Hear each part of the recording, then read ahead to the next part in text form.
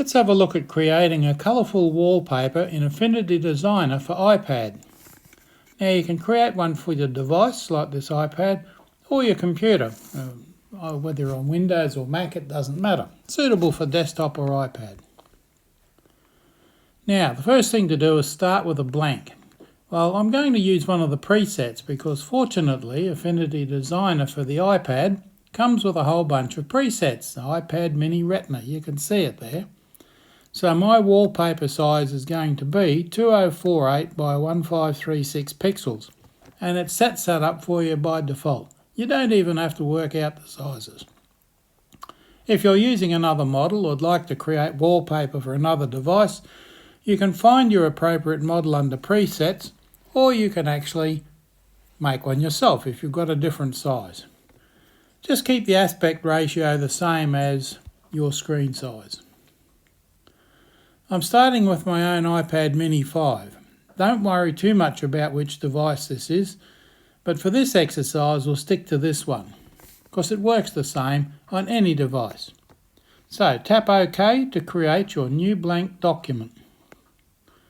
Now the first thing I'm doing is having a look at this. This is your Affinity Designer help screen. Tap and hold the teeny question mark icon in the bottom right corner and you'll see all those names come up. We'll be switching between the designer, which is the vector mode, and the pixel persona in the top control panel of the app. Now it's popped across to the center here because I've got the question mark, but normally it's on the left hand side, just there. So let's switch to the pixel persona by tapping the pixel icon. We'll be using its tools to create a sketch of our future wallpaper. Now you might think, what in Designer? So we're going to do the sketch first, then we'll go and switch to Designer persona and do the wallpaper. So select the paintbrush tool and tap the Brushes Studio in the right part of the app to reveal it. Select Mechanical Pencil 4B from the Pencils group and adjust its settings in the control panel at the bottom of the screen. Now you don't want 12 pixels width. Probably 4.2 is about all you want. 4.2 pixels, or maybe even 2.5. But you'll work it out. You don't need a very thick line.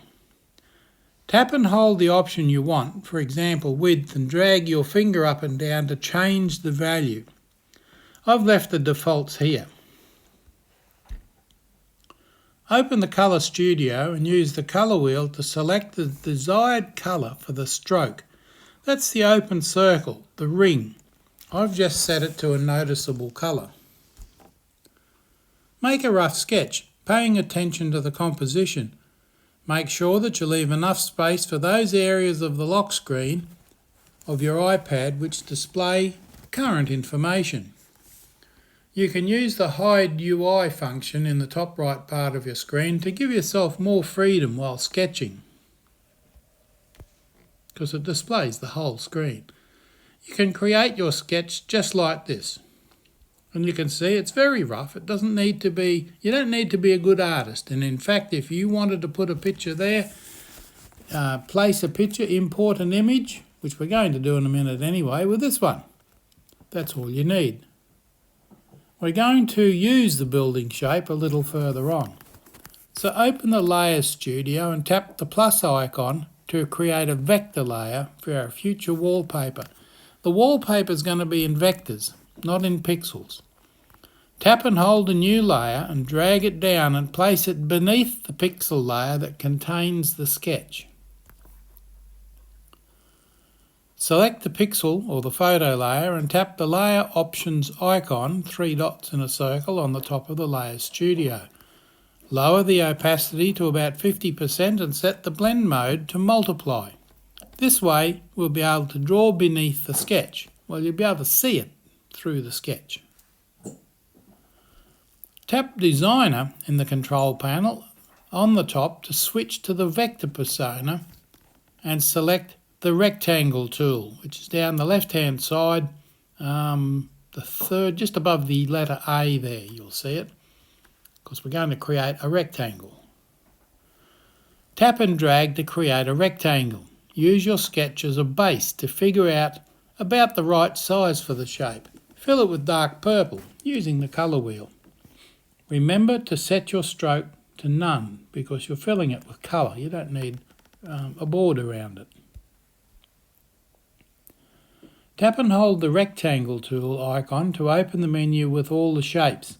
Select the triangle tool and create the roof. Switch to the move tool, tap the created shape and drag the corners if you want to resize it. Open the Transform Studio and tap Alignment. Select Align horizontally to the centre and set the key object to first selected. We also need to make sure that both shapes are aligned properly. Using the Move tool, tap on an empty space on the canvas and hold and drag to spread the selection box to cover both shapes. You can also select multiple objects by tapping one of them, holding your second finger on an empty space on the screen and tapping another object. This adds it to the selection. Let's add some windows. Use the rectangle tool again to make an orange shape for the first window. Tap Edit in the control panel on top and tap Duplicate. Repeat this action to add more windows. Let's use the alignment function to distribute the shapes properly. Select the windows and tap Distribute horizontally. Tap and hold the width circle and drag your finger up and down or your Apple Pencil to set the value. Set Align vertically to bottom. Align the group in the centre of the rectangle using the guides. And you can see in the Alignment Studio there the things that I've got selected to guide you. I found it can be a little confusing sometimes, but take your time and it will become second nature to you in the end. Add the base to the rectangle and align it to the roof overhang. As you move that lower rectangle that you can see highlighted there, guidelines will show up, snap lines if you like, showing you whether it's aligning with the roof overhang or not. Now back to the windows. Keeping the windows selected, tap Edit Group.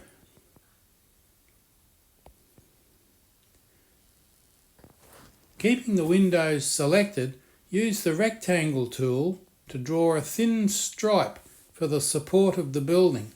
Select the shape with the Move tool, tap the white circle on top of the selection box and hold and drag to rotate the shape slightly.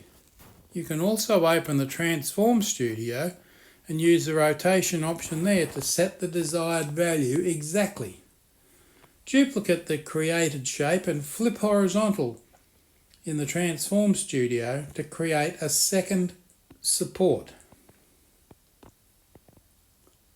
Duplicate the created shape and flip horizontal in the Transform Studio to create that second support.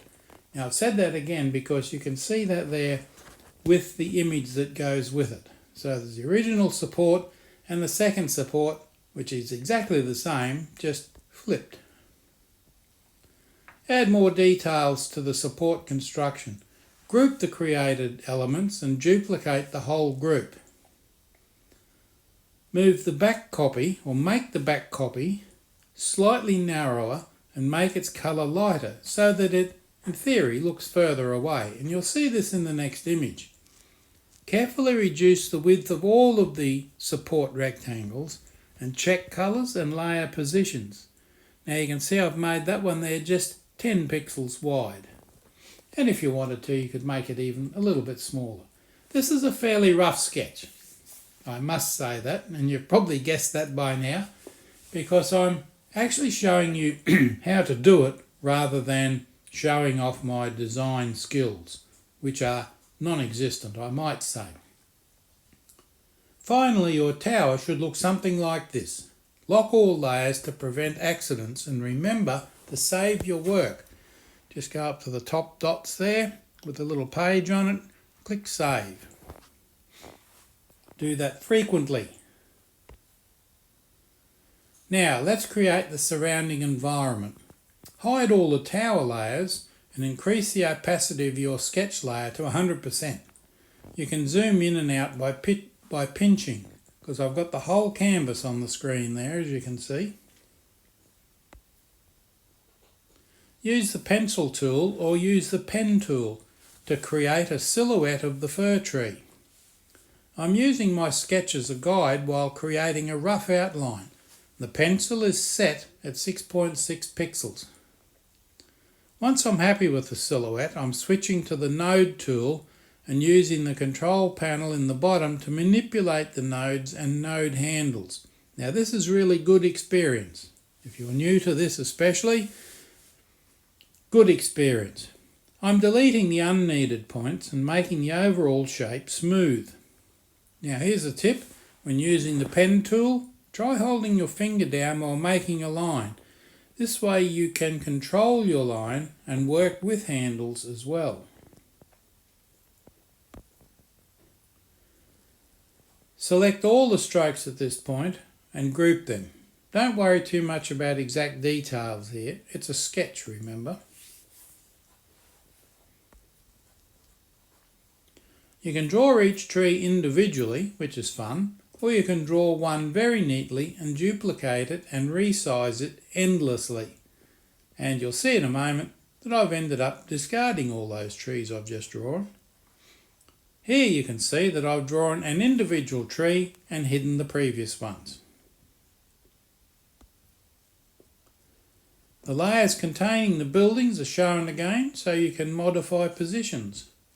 You can put your building back there and you can copy or duplicate your tree and move it around the screen and change its size. You can get a whole forest going there if you like, and that's what we've done.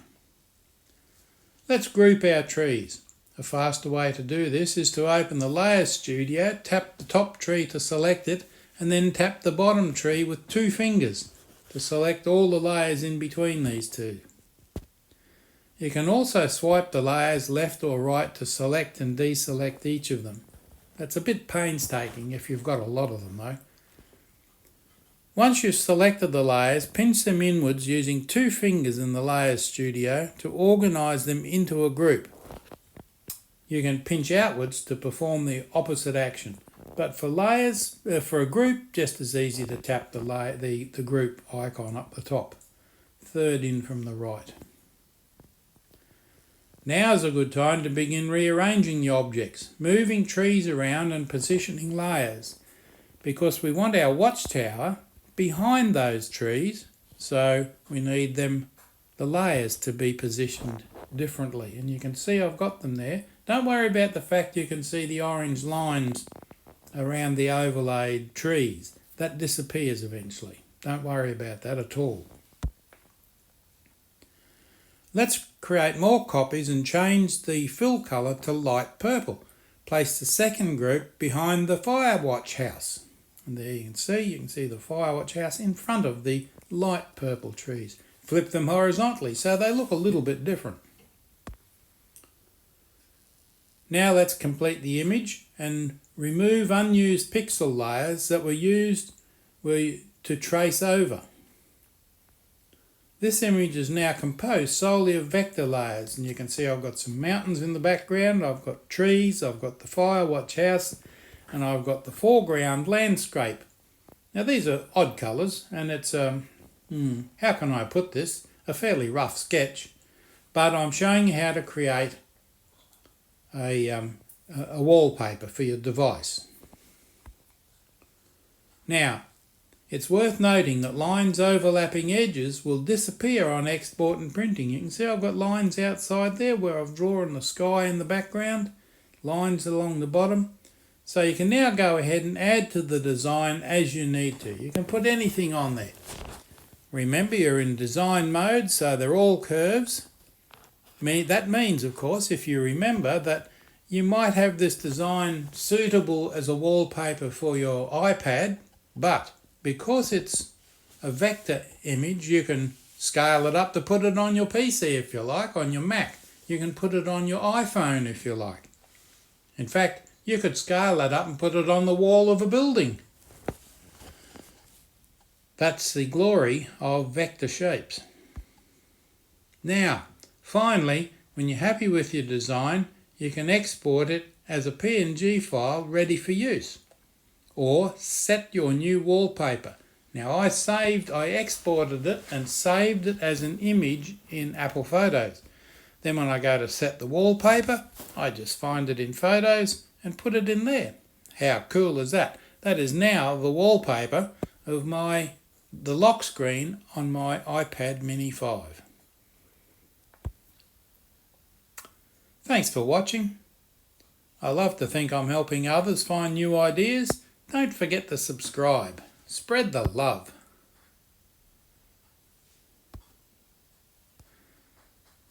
Oh, and as a last thing, if you want to find me on TikTok, and who isn't on TikTok these days, scan the TikTok code, or the Tik code as they call it. Well, you have to be on TikTok, don't you? Don't forget to subscribe, guys. Thanks for watching.